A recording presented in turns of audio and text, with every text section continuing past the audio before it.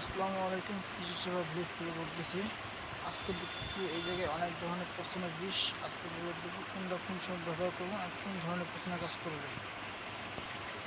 যেরকম আছে অ্যামকোজলের গ্রুপ হয়েছে আপনার হেক্সাগানাজল, কোম্পানি যে অ্যাথাটন ইমরুস।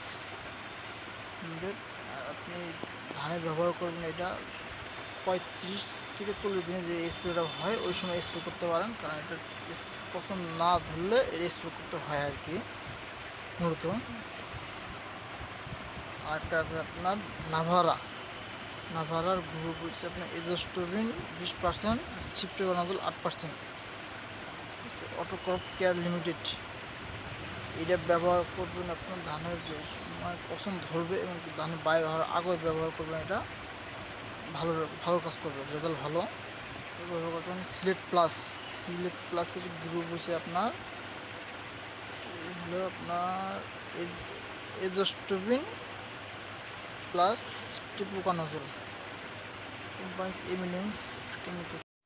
এটা মূলত ব্যবহার করবেন 65 থেকে 70 মাথায় কিন্তু একটা স্প্রে করা হয়।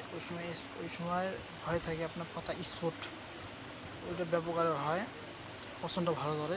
এটা ব্যবহার করতে পারেন, এবং কি ধান যখন গামর হবে ওই সময় ব্যবহার করতে পারেন। ওই সময় ব্যবহার করলে ধানটা ঝরঝর করে বাইর করে নেবে, আর কোনো সমস্যা হবে না, রোগ বালাই হবে না। আর এবং কি ধান বাইর হওয়ার পরেও ধান যখন 100% হেলে যাবে তখন স্প্রে করতে পারেন, কারণ ওই সময় স্প্রে করলে সে ব্লাস্টের কাজ করবে, এমনকি ধানের কালারটা ভালো হবে, এবং কি পাতান পড়বে না একবারে। পাতান পড়বে সর্বোচ্চ বিঘায় 50 থেকে সর্বোচ্চ 5 কেজি। ভালো একটা মেডিসিন এটা, সিলেট প্লাস, আপনি ব্যবহার করতে পারেন এটা। তারপরে হচ্ছে আপনার ফিলিয়া সিনজেন্টার প্রোডাক্ট, খুবই ভালো। এটা মূলত ব্যবহার করবেন ধান যে সময় বের হয়ে ধান যখন হেলে যাবে তখন ব্যবহার করবেন, কারণ এটা ব্রাশটের কাজ করবে।